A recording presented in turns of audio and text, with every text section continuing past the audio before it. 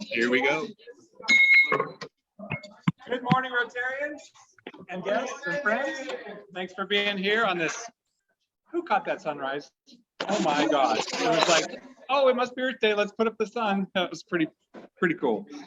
I may or may not have tried to get a photo while driving over. So let's real quick, we'll acknowledge and introduce our illustrious District Governor Dustin Littlefield. Thanks for being here. Any visiting Rotarians this morning from other clubs?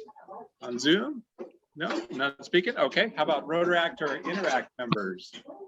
I know Sarah's been very interested and engaging Interact in some of our weekend activities, so it's great. How about guests of Rotarians? We do have that.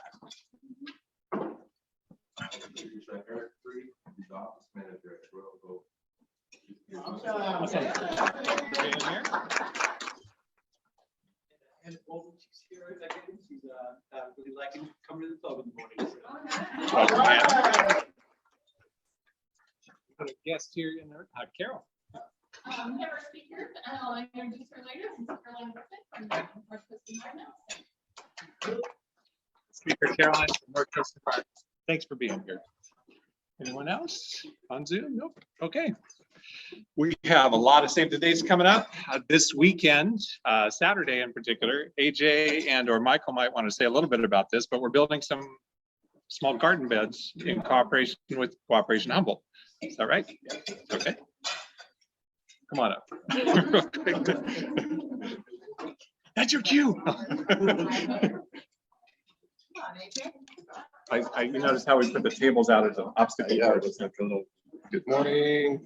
So yeah, in cooperation with Cooperation Humboldt, they build these garden boxes and regularly find families in the community and place these garden boxes with soil and starts so that families who could use some fresh food have this as an option in their life. So Carol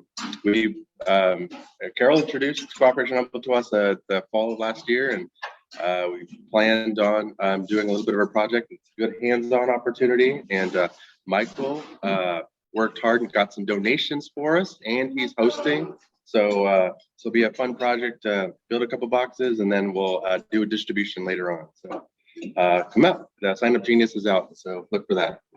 Thank you. So Michael, I understand. Are there any tricks to get to your house? Look for the big Mormon church. I'm right behind it. Got it. Up there at McKinleyville. Okay. And I know the address is on the Sign Up Genius. Thanks for sending that out, AJ. Thanks. Okay. And then also hands-on community service. Carol, we've got a highway cleanup coming right up. Yeah. Come on over. All right.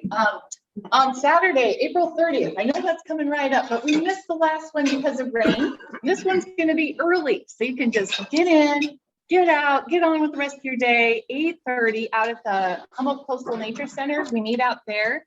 And if we get enough people, we should be able to knock that out in an hour. And so come on out and we'll see you then. And then you can get on with the rest of your Saturday. Okay. Carol, I understand that your committee for the highway cleanup is looking into one of the little. Oh yeah, yeah. Some of you may have read in it was in the news recently that BIPOC California. Oh gosh, now I forget the name of it. With Caltrans, they are creating these little parklets, and there is a tiny little parklet right on our strip of highway, and so we're looking into adopting that. So if you come out, you can check out the site for that new parklet, and it's the first one in the state. And I'm looking into whether we can add that to what we adopt. Excellent. Thank you, Carol. You'll notice that date is in big bold green. Keep that in your head for a few minutes. We'll get there. Vanessa's renewal and firesides are coming up. Vanessa, I think, is online this morning. And please do RSVP for that. It's important to let her know who's coming to the Griffin on the 2nd.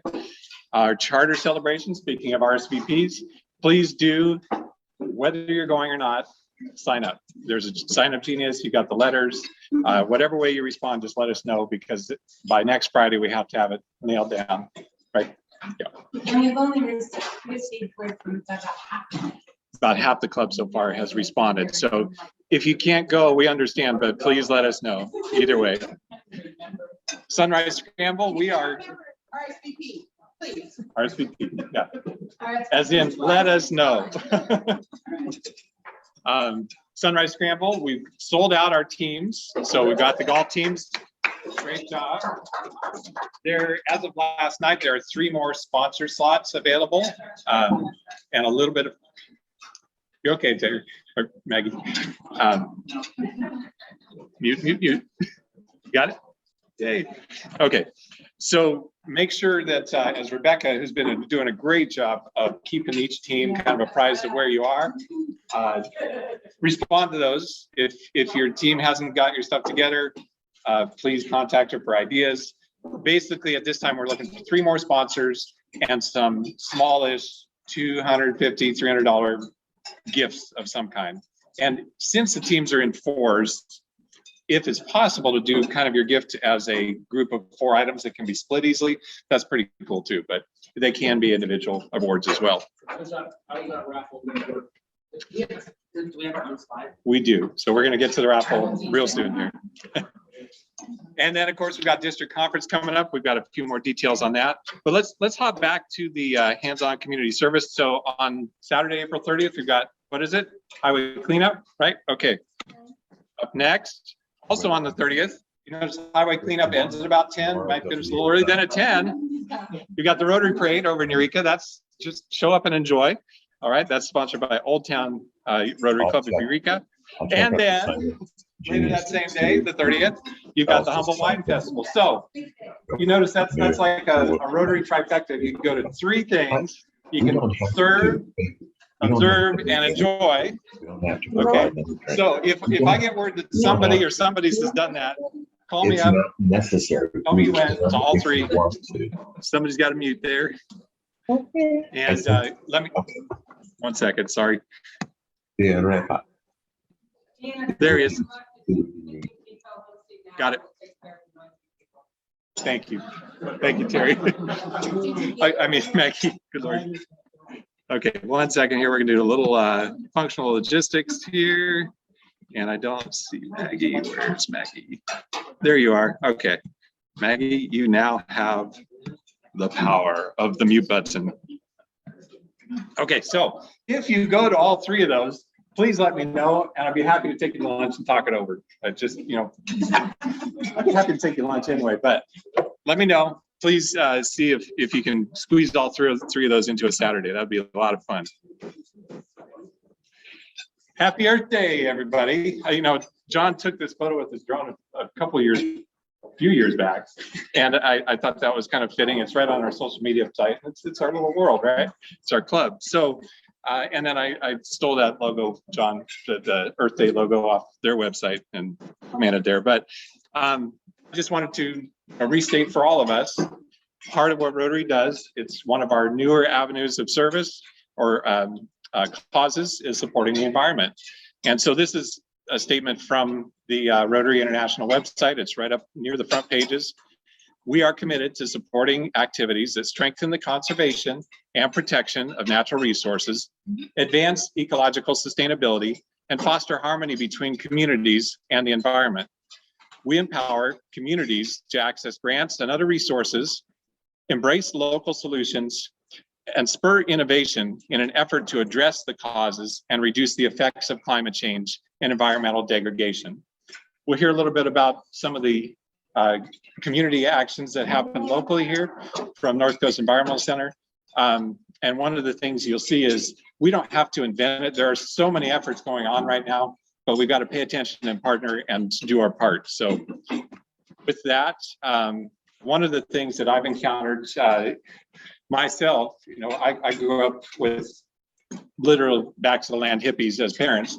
And so they subscribed to and brought home the Eco News since I was a little kid. And, you know, we grew up out in the mountains, and I, as most kids do, turned to that resistance phase where, I started saying, whoa, this is propaganda and all that. And now I've, of course, made the logical turn to, oh gosh, dang, my parents were right. We're in a mess. So one of the efforts, though, that can help all of us as Rotarians when we're having those conversations, this is something we're good at as people who can speak to many viewpoints and groups, is friendly persuasion. And if you're looking for ideas on that, hop on the site, go to this cause and look up friendly persuasion. You don't have to beat somebody down with facts and stats and all that. Just have a conversation. And that's a better way to bring somebody in to at least be open to your point of view and reality. Speaking of supporting the environment, last weekend we had some fun, right, AJ? How's your back doing after we hoisted that pounder thing in and out of the truck? That was a lot of fun. We had a lot of show up. This is phase 2 of our rainwater catchment program project. And I was astounded when I showed up at how deep, and it looked really hard, you guys, with the pickaxes the first weekend that I missed. I mean, it was dirt and then gravel and then dirt, and then this weed mat had to be like 3/4 of an inch thick. You couldn't tear it or cut it, and you had to jam at it with a shovel. And so they did a great job prepping the hole for this frame and gravel. And I got to say, Craig and AJ, the sign up was to show up in the afternoon, and then I get there and they've got all this gravel out and all the tools and the stuff. And so they've been at it since 9 in the morning, I think, getting that up, all stuff staged for the rest of us to show up and say, look what we did. So thank you to both of you for arranging that. But AJ, what's this? Yeah, thank you. What's the status on the tank? I know last weekend they were talking about we might be able to get it this week. Yeah, it was scheduled to be delivered yesterday, but their delivery truck got delayed, so it was delivered at noon today. I'll get some. The tank delivery at noon today. So we're really excited to see that come through to fruition. And once the tank's in, of course, the folks at Cal Poly Humboldt that are working with us on this will get it hooked up, and maybe we'll get a little rain before it dries up for the summer, and we'll see how it works. But so the reason for doing this is, thank you, Craig. It's basically delayed rainfall, if you will. It's falling on a roof, and normally that would just go down the downspout on the gutters and flow out over the land during the wet season, when it's really not needed for the plants and garden that they have out there. There's an orchard, they've got garden space. And so by putting up this tank and diverting the gutters into the tank, it fills the tank and you can use it when it's needed in the dry season. And it really doesn't have a negative impact for the watershed, because that water that was falling in that place is going to go back to that place anyway. It's just putting it there when it's really needed instead of letting it gush off when it's too wet anyway.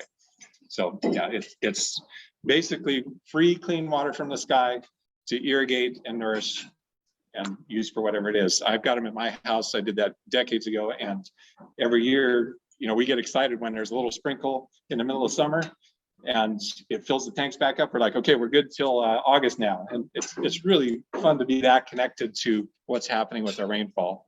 So thanks to everybody who showed up: AJ, Craig, Amanda, Sophie, Robin, Dallas, Hannah, and the Cal Poly Humboldt team. That was a good day of work. Success for kids. We're flush on the rest of this month, which is almost over, but there's another week. And then please do sign up for May. John, do you have any comments on keeping that going? Sign up.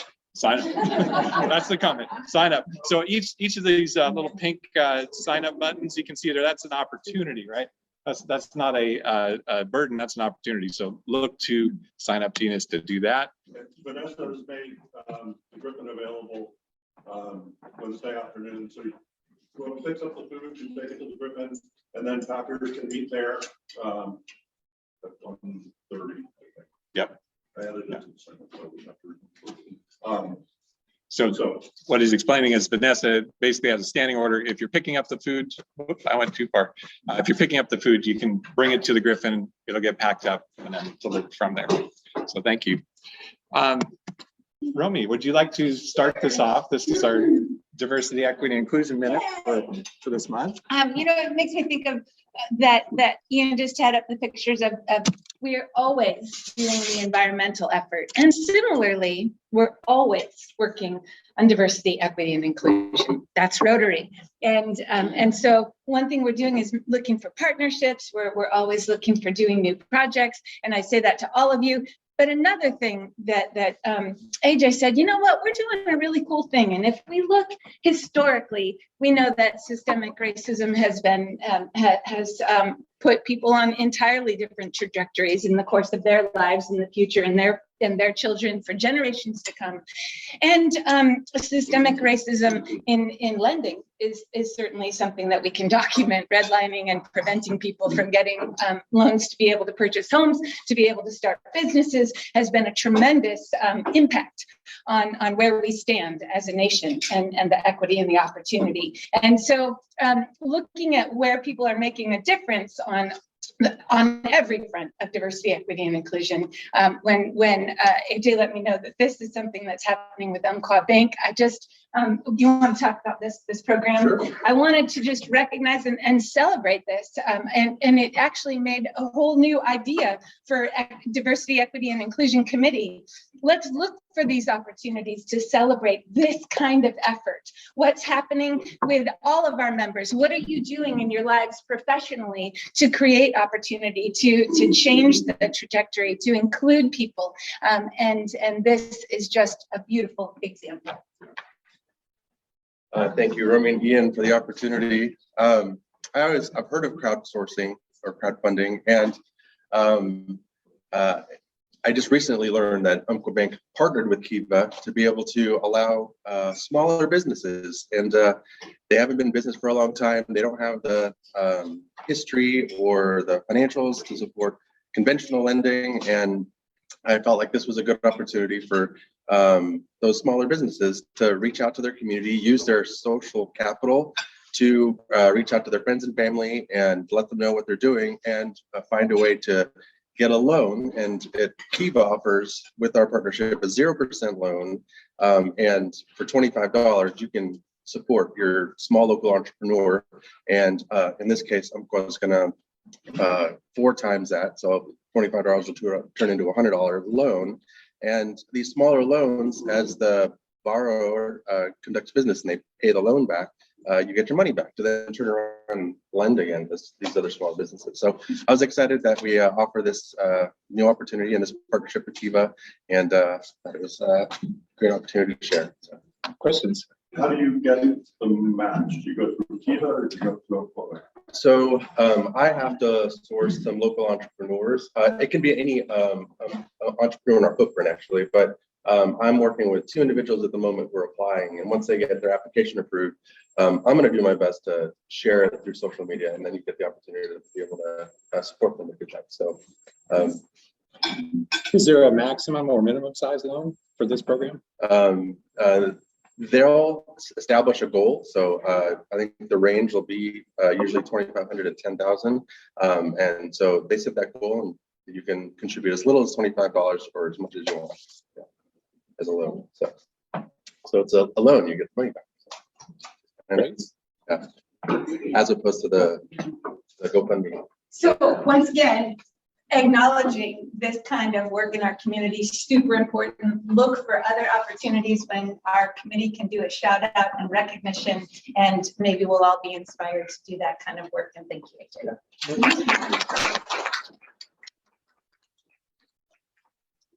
And like we mentioned a few minutes ago, you don't have to invent it. There's those facilities and organizations in place looking for help. So seek that and help.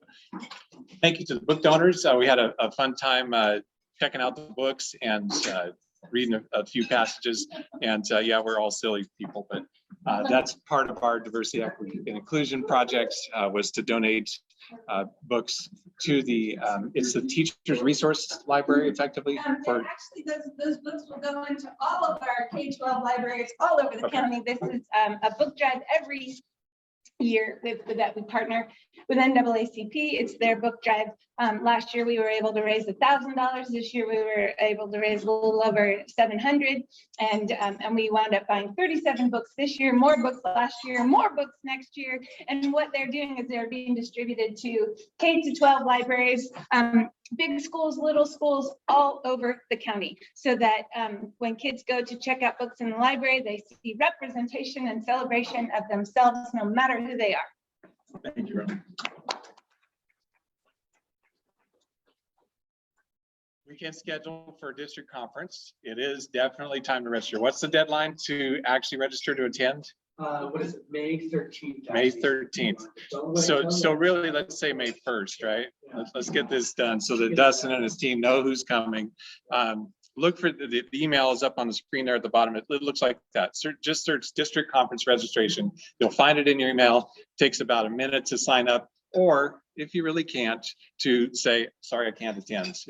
A reservation works either way. It's nice for the organizers to know how many do we expect. It's really important.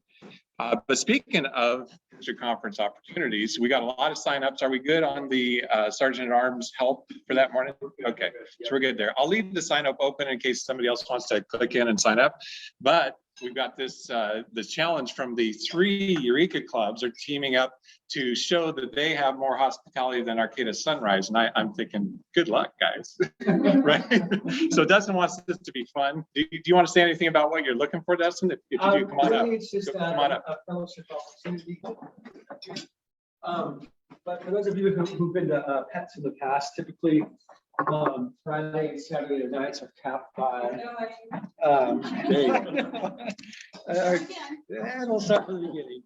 They're capped by hospitality suites where you go and each district kind of hosts their own hotel room for hospitality. So you're welcome to go in and out of these rooms. And so we kind of wanted to emulate that at the conference here. And it was actually Clark Swan's idea to make it a little bit of a competition. So on Friday night, of course, it's Arcata Sunrise versus the 3 Eureka clubs. And we have suites reserved at the Comfort Inn. So you'll go there and we'll see who can make it more fun and inviting, and just kind of a time to mingle and chat with the folks from the southern part and our part of the district. So, Craig. And Dustin, can people sign up or attend just part of the conference and say they can't make Friday, but they can make Saturday? Hopefully not just the hospitality streets. So somebody can just make one of the days they still sign up. Good question. They absolutely can. And we can also bring people that aren't in Rotary yet or are interested in seeing some of the speakers. So that's another element we haven't really advertised in the past, but it's doable. Plus ones are always doable. But then, if you have someone that's interested in seeing, say, Stanford speak on Saturday night or Jamie Carroll speak on Friday night, we can get them a registration link and get them in too. But they have to buy a meal. They do have to buy a meal. Exactly. You gotta buy one meal. But yes, thank you. So anyway, that's that. So I have no doubt our club will put up will be a formidable opponent for the 3 Eureka clubs. Yes. So what makes us more competitive if this is a competition? And thank you, Craig, for asking that question, because that was one of my questions. I'm like, I can't give up 3 days. Like, Kinetic's around the corner. Like, I've got stuff to do. But like, I would like to come to several events, and I volunteer to help set up. Sure. District conference is all hard, if we were to, go on and make sure I want to support, but what makes us more competitive? Yes. There you go. So We're more than that. We're more than that. 2 things there. One, so we shortened the conference this year, so it's really only Friday night and Saturday all day. And then you can come to, you can come in and out of different portions of that. We'll have events going on. It's at the lodge. We all know how to walk in and out of the lodge and be a part of things. And then we're going to have, a panel of judges, a bit like, you have at the Kinetic race. So, I'll be on the panel. We might, I'll try not to be biased in judging to see if ours is better. Exactly. But Projects. Yeah. Have EDI program about, the water tank project, put up displays of that kind of stuff. So other clubs, the whole point of the district conference is shining a light on what the clubs did this year. So it's a great place to see what are the clubs doing, what great ideas they have. Most of the best Rotary ideas in the world are still from other Rotary clubs. So, exactly. You don't have to reinvent it. You just got to keep it going. Exactly. Sure. So We'll work with Dustin to understand, what the opportunity is there, when we can sneak in and set up and get ahead of the other clubs. And to your competition question. But, I may have a few plants in the other clubs that can see what they're doing. exactly. Now we're talking. This is the Now we're spirit. talking. That's the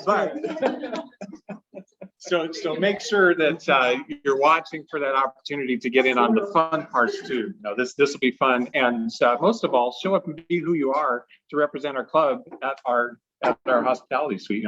That's really, from my perspective, our main attraction is the people in this club. We're really, really fun folks to hang out and talk with, and we got a lot of ideas and no problem entertaining guests. So thanks, Dustin, for giving us that opportunity.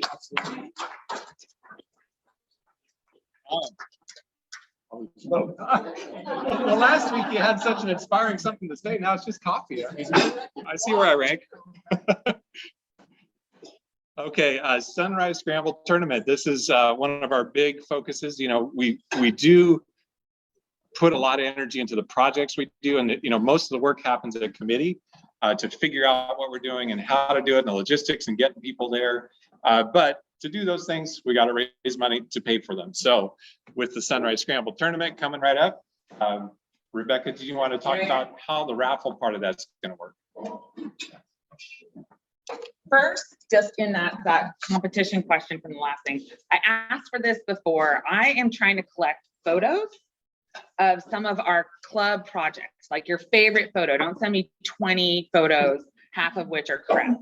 In part, as part of our DEI component, I'm putting together sort of a PowerPoint, because one of the things we're trying to do, slowly but surely, is reach out to other organizations and say, hey, this is who we are. Just like we have guests come to us, we want to reach out and say, this is who we are and how do you need help? So for that event, plus also for the golf event, I would like to have those, and then also, print out some big, items that say, hey, this is what Rotary does. We have our old signs, but they're getting a little outdated, and we do so much more than the 4, vinyl signs that we have. So if you have photos, send them to me at rebecca.rotary@gmail.com. Pretty simple.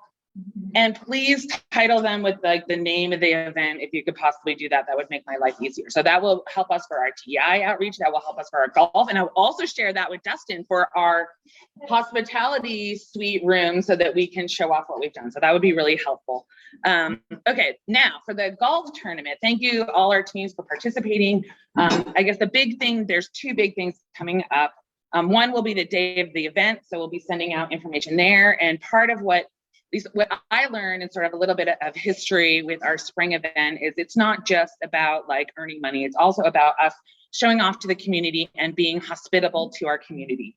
When we used to do the event at the community center, it was really important that we had Rotarians at the door that greeted our guests, that made them feel welcome, that made them understand, oh, here's where this is, here's where this is how the day works, right? Because often these people have been given a ticket from their company, or they have no idea what's going on. So we will be asking for a lot of day of participation. So that is Friday, May 13th. If you can plan to take the morning off, we should be pretty much done by noon, even if you just wanted to show up for the first couple hours to really make our guests feel welcome, right? We are part of our community, and the people who are participating in our event are, part of our community. So we really want to outreach. Okay. Raffle. So we're not doing our, put one raffle in one prize. We're doing one raffle pool. So that gives us the ability to sell raffle tickets ahead of time. We only have about, 5 raffle items. I don't know if you have the list. We have the bar from Wallace and Hines. Next week, I will have a little more formal presentation on the raffle items, and I will have raffle tickets. Lisa, I don't know if anybody's contacted you, but we'll need to try and get into storage, and maybe where those sheets of tickets are, and thank you, okay. So we will be doing the traditional, $20, get a sheet of 25. If you sell them ahead, we promise to rip them up and kind of crumple them a little bit and then put them, we'll have one of those big turners and we'll pick out the prizes. But essentially you can get the bar, which is a huge value. You can get, we have a barbecue donated by Hensel's, one of those green eggs. We're going to have a Las Vegas vacation weekend donated by a couple of Rotarian teams. And then we're looking, that's where Ian said baskets. We're looking for a couple people to sort of put together some baskets of just some, really nice items. I'm particularly looking also for sets of 4 Oyster Fest tickets, sets of 4 crab tickets, so that, we can also enhance the prizes for our teams, right? All our golf teams are for players, they want to leave with something. We're trying to maximize the amount of prizes that we're bringing in, so that we can maximize the amount of dollars that we're doing to our club. And we're also hoping that by doing the raffle ahead of time, we're going to bring in, more money for the club and for our different events. So next week, I will have more information on how you can go sell to all your friends, need not be present to win. And we're really hoping to, amp up this event a little bit in that way. And does that answer all your, yes, Dick.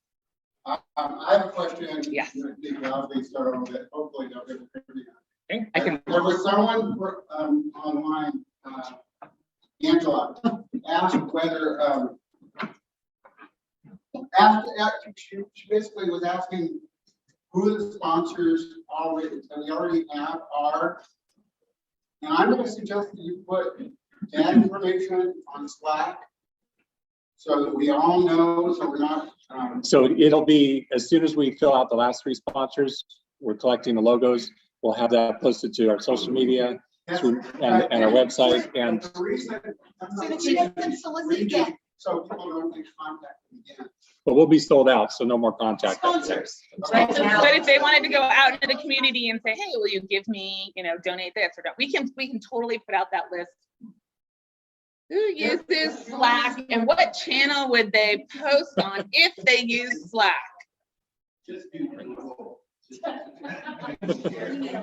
We've got that. I will send out an email to all my Raffle groups There you with go. the list of our sponsors. I'm sorry. That sounds. But that's a Rebecca, good point, Dick. Rebecca, I have a Slack channel. Rebecca, I have a Slack channel if we can set it up as Rotary Sunrise. Susan says she'll do it. Okay. Okay, I did set up a Sunrise Scramble channel, but I don't know if anybody saw it or used it. I don't know. I don't know if the Slack channel is useful, none of us are using it. As long as we get So there it the is. information, so. We'll make sure everybody has the information. I promise to send it out a day later than I would expect to have. Right. It's forthcoming. Definitely coming. I will never say Slack. I know we have a secret. Thank you, Rebecca.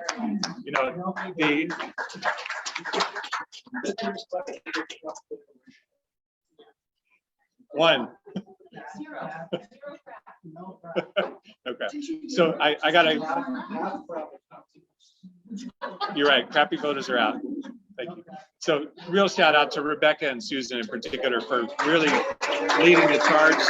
And then it's almost invisible, but Melinda is keeping, and with Sophie's help, keeping the records straight of, who signed up to sponsor and who signed up to be a team, and making sure that, when we hit that number, that we're done and we're not continuing to solicit. So thanks to all of those folks who are keeping this going in good order. It really helps.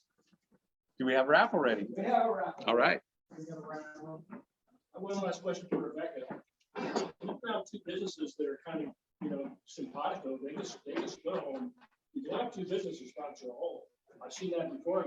Sure. Sometimes you get, like, there are buddies and you know them, and we'll both do it. You get one more sponsor, so I would cut that out. We have opened up different areas of the course for sponsorship, so we haven't limited it to whole. So to your point, Craig, by no means, if you have someone who really wants to sponsor us after we've filled up the sponsors, we'll find an area of the course to highlight your business. So thank you. Good point. Thank you. Okay. So Take it away, Marty. I'll take it. So, John, I can't draw my own. You won't.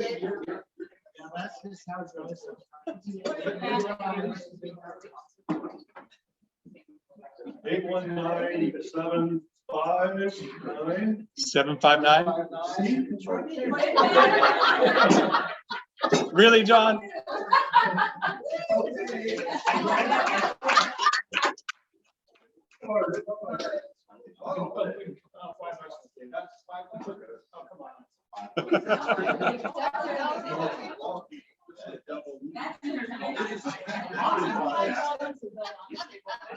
No, I don't think I get 5.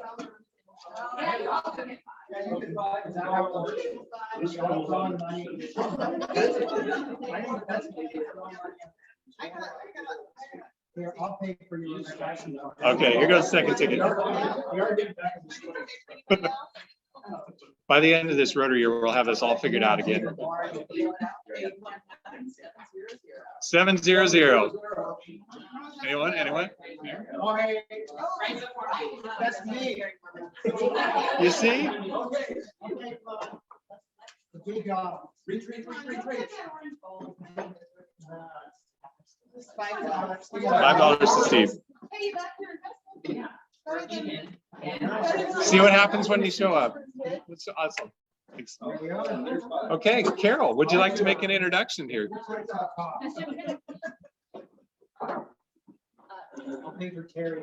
All right, I am so pleased to have Caroline Griffith, the Executive Director of the Northcoast Environmental Center, speaking to us today. And as you guys all know, NEC has been around a long time and serves such an important service to us all. And Caroline's been in the area, I think, since 2017. I did read a little bit about that, but we didn't connect as much as I would like about her bio. So I'm going to let Caroline share a little bit about herself and what's going on at NEC. So please welcome.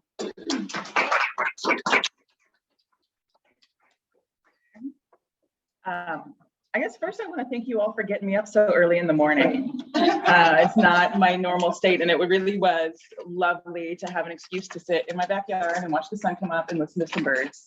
That's like a good way to start any day, but especially Earth Day, and kind of set the tone for things. And I don't know a whole lot about Rotary, so this has been a really fun experience being here, but I was telling a friend that I was coming, and he told me about how when he was in high school, he got to be an exchange student in Japan because of Rotarians, and how that set him off on a journey to do a lot of really amazing things in life. And so it's been cool to see all the various things that you all are involved in. So thank you for doing that. As Carol said, I'm the Executive Director of the Northcoast Environmental Center, which I'm sure that a lot of people have various relationships with since we've been around for a very long time. I am relatively new to the area, grew up in Nebraska, got here by way of Oregon, and have always, at the heart of what I'm doing, been working on environmental issues and really the overlapping things, right? That this is more than just the environment. We are the environment, but there's so many different issues that affect us and it, and realizing all those intersections. So I'm just going to talk about a little bit about the NEC, what we're up to these days, and different ways that folks can get involved. So probably a lot of you are familiar with NEC, but our mission is to promote understanding of the relations between people in the biosphere, and to conserve, protect, and celebrate terrestrial, aquatic, and marine ecosystems of Northern California and Southern Oregon, which is an incredibly broad mission statement. So that gives us a lot of latitude to do a lot of different things, which is great. And we were founded in 1971, shortly after the first Earth Day. So this is kind of our conceptual anniversary in a way. And we're the oldest organization, aside from tribal entities, who are working on environmental issues behind the redwood curtain. And since our beginning, we've really worked to collaborate with other groups on environmental issues. So we have a lot of member organizations. Currently, I believe we have 10. We work a lot with groups like Humboldt Baykeeper, Environmental Protection Information Center, the North Group, the Sierra Club, Zero Waste Humboldt, I have a whole list here, Coalition for Responsible Transportation Priorities, Redwood Region Audubon Society, the California Native Plant Society. We do have a few far-flung member groups too. Out in Trinity County, we have Safe Alternatives for Our Forest Environment. We have Friends of Del Norte up in Del Norte County, and California's for Alternatives to Toxics as well. So work on a variety of different issues. Because as you know, the environment isn't just one thing, right? There are so many different things that have affected it. And throughout the half century that we've worked, we've done a lot of things like working to expand Redwood National Park and almost doubling the size of it. We have worked allied with local tribes to work to stop the GO Road, which would have connected Gasky and Orleans and desecrated sacred indigenous lands. And that was in the 80s, I believe. We helped launch the oldest rural recycling program in the United States with the Arcata Community Recycling Center, which is very exciting. And we also helped pioneer Coastal Cleanup Day, which now is one of the largest volunteer events in the world. is a pretty big deal. Yeah, so we've done a lot of stuff. And actually on our website, if you're interested in learning a little bit more about some of those campaigns and the history, we have an Ollie presentation that myself and our former executive director, Larry Glass, put together. And our website is yournec.org. You can just fool around on there and find a lot of those things. But as we have, kind of transitioning into the next 50 years, and unfortunately we had to cancel our 50th anniversary celebration last year because of COVID. So hopefully we will do something this year to celebrate 50 plus years. But really thinking about like what the next 50 years will be like of working to, preserve and protect the environment here. And so we do continue to work on a lot of the same issues. We actually, a lot of people, and Ian mentioned this, was Eco News. That's how a lot of people know us. And we have an archive of all of the Eco News from the early 70s to the present, which is really fascinating if anybody's interested in looking. And I've gone through it before and really been amazed at how many issues we were working on back then that we're still working on now. And some of them have disappeared and popped back up again. And so it just really highlights the fact that this continued advocacy is really, really important. So we work to continue to influence forest policy. Are you putting our website up, Maggie?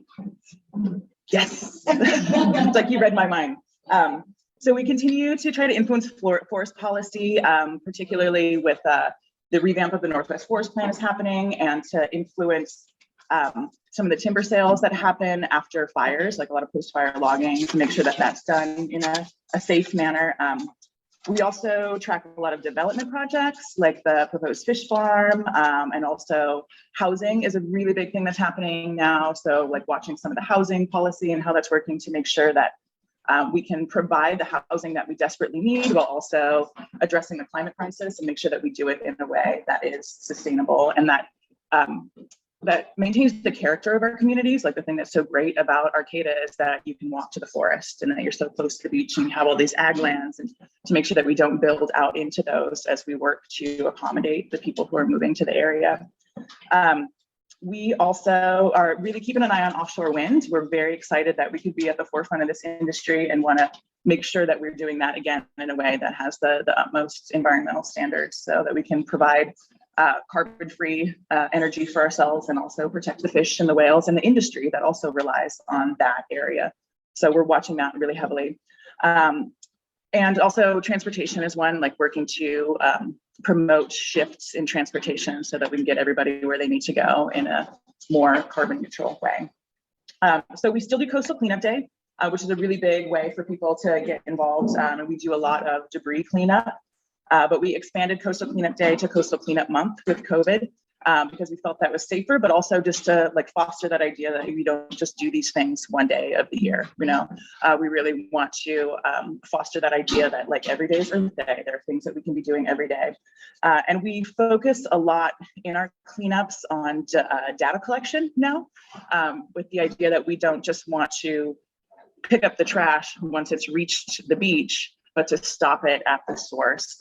So we do use a marine debris app where we track everything so we can see what the main sources of debris are, whether that's cigarette butts, single-use plastic, fishing gear, things like that, so that we can work to advocate for solutions before, kind of to turn off the tap rather than just bailing out the bathtub as it's overflowing. We were actually really excited to see a couple of years ago that the city of Arcata used the data that we collected in our cleanups to help inform and justify its single-use plastics ban. So it shows that it's working.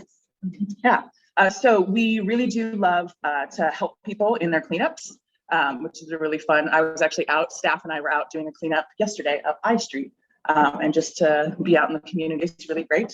But we have lots of supplies for people if you are ever interested. We love to support folks in their cleanups. We have trash pickers, we have gloves, we have buckets. We can help support in any way. We do, so we have Coastal Cleanup Month in September, but we also have other like Adopt a Beach and Adopt a Block programs where people go back to the same spot over and over again, and keep those places clean.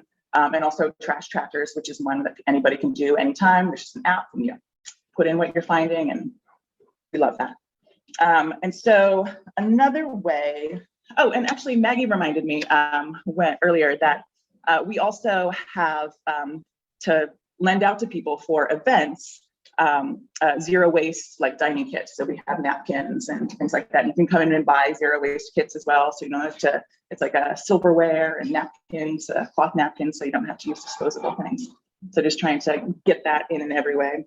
And so another way that you probably know the Eco News, us as through Eco News, as Ian was saying, and that's really a delightful little anecdote that growing up. And I'm very, very proud of Eco News. That's something that I came onto the NEC to do, and I took that over a couple of years ago. And we really work to bring high quality environmental news and education to people. But we also realize that the environment doesn't exist in a vacuum, and the same things that affect our work also affect, they perpetuate racial inequality, gender inequality, wealth inequality. So, kind of as you were talking about, what we hear and the representation that we see really informs how we do our work, right? So we are working to bring news through that intersectional lens and really focusing on environmental justice.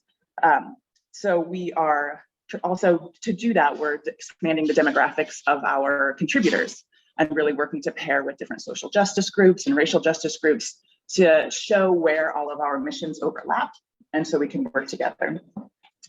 And as, let's see. So the environmental movement as a whole, and also the NEC, has really been predominantly white and predominantly male throughout its history. So as we transition into our next 50 years, we're working really hard to open that up and to make sure that our movement actually reflects the communities that we're working in. And one way that we're working to do that is to provide Spanish translation for our Eco News articles so that we can get them out to a different audience. Not only does that get the news to a different audience, but I think it also helps those of us who are not Spanish speaking to realize that we do have Spanish speaking neighbors. When you see those side by side, and you have to really think about, how we can exist better together and, work better together. We are also working really hard to attract more Indigenous students and students of color to our internships by recognizing that the NEC has been a jumping off point for a lot of people into larger environmental careers. We've had people go on to, state offices, to city offices, to work in really high level policy. And a lot of times you have to have that opportunity to learn before you can jump off. So making sure that we are expanding those opportunities. And we are doing that through paying for our internships. So that is one big thing that we're working to focus on now, is fundraising so we can sustainably pay our interns so that we're honoring the labor that they're giving us and also getting that opportunity to them. Plus we get to learn from younger students too. I think that that's a huge value, just that intergenerational learning. And so something that we're also kind of flirting with, and it's not a fully formed program yet, but is an environmental mentorship program as well, because we have so many people who are involved with the NEC on the board or just past supporters who have an immense amount of knowledge to work to get some of that knowledge of processes, especially because a lot of these civic processes are very complex. I don't know if any of you all have ever read an environmental impact report. There's thousands of pages, they're very intense. And even just the process of how one engages with that is very hard. And so just teaching, getting that knowledge to younger folks, but also fostering that the exchange of ideas between generations, because there is an awful lot that the younger generations as well have to teach the older generations. Which seems like that I really enjoyed watching all the things that you all are working on, because I feel like there's a huge amount of overlap. We're very much on that same page, that opportunity, we're all given opportunity, right? That is a thing. We are different opportunities, and so to kind of level that playing field and give those opportunities to different people, I think is hugely important. And especially looking at the environmental movement, I think it's vital to our survival as well. We really need to be reflective of the community as a whole and the community's needs as a whole. So to do that, we need to make sure we are, engaging the community as a whole. And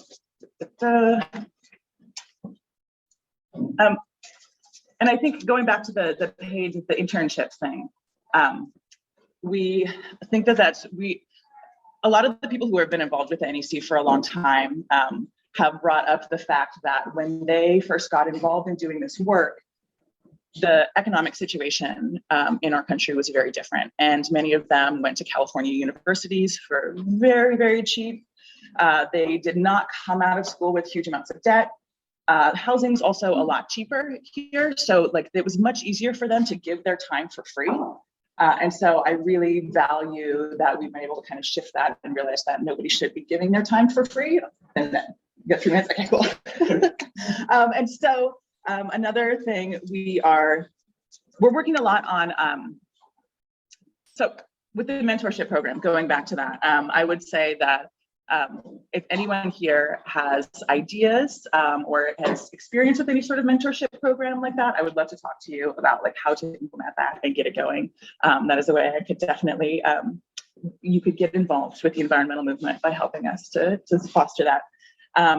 We are also, one thing that we do have coming up really soon is Bird-A-Thon, which is a fundraiser that we do in collaboration with the Redwood Region Audubon Society. And it's like a walk-a-thon, but it's for watching birds. So you go out for a set period of time and identify bird species, and you've like asked your friends or family to make a pledge of like 5 cents or 10 cents per bird species. So it's really an excuse for you to go outside and look at birds and enjoy what we have to offer here. This is a beautiful time of year as the birds come through. And then to fundraise for a couple of groups who really have done a lot of work to, to preserve the environment that those birds live in, that we all share together.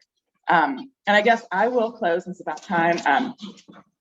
So we really embrace the idea that every day is Earth Day, and there are tons of different ways to get involved. There's so many different avenues to get involved in the movement. But I was looking up this year's theme for Earth Day internationally, which is invest in the planet. Which means a lot of different things, but it made me think about how the root word of the economy, the root word of ecology, ecosystem, eco comes from the Greek word oikos. Oikos? I'm not Greek, so I can't pronounce it right, but it means home. So literally, economy means the maintenance of home. Ecology is the study of home. Ecosystem is the whole system that creates our home. And I found that to be really inspiring to think about that, and how, there's often this false conflict between, jobs and the environment that people bring up a lot. And really what we're all looking to do is just to maintain our home, to do it in a way that we can all thrive into the future. So I would like to, just challenge you on Earth Day to really be thinking about what you can personally be doing to maintain our home and make sure that we all get our needs met. Not just the humans, but all the animals and the plants and everybody else that makes up our home. So, thanks.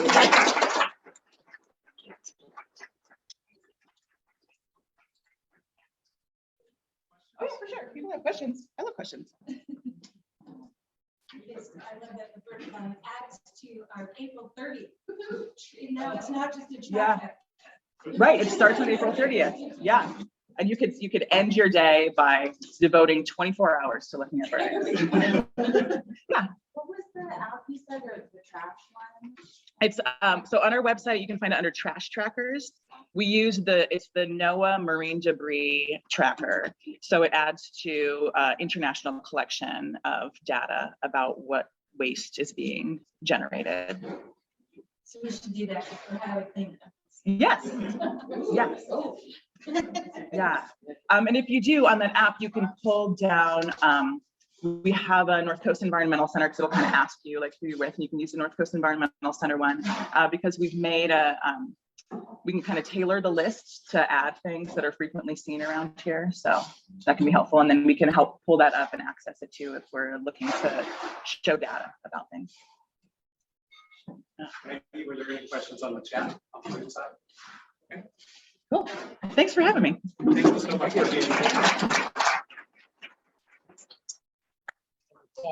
In recognition of your presenting here today, we'll make a donation in your name to the Wheelchair Foundation to provide wheelchair access to people that cannot otherwise afford it. Yes. Thank you for speaking here. Yeah. Yeah. I have a question. Do those wheelchairs, are there ever like nature accessible wheelchairs?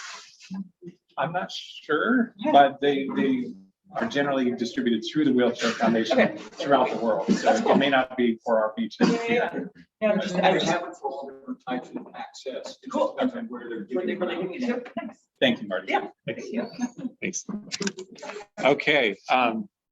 real quick, I want to get back to my slides if I may. Okay, so I also do a little statement at the end, and this one in particular is for Earth Day and for all of us.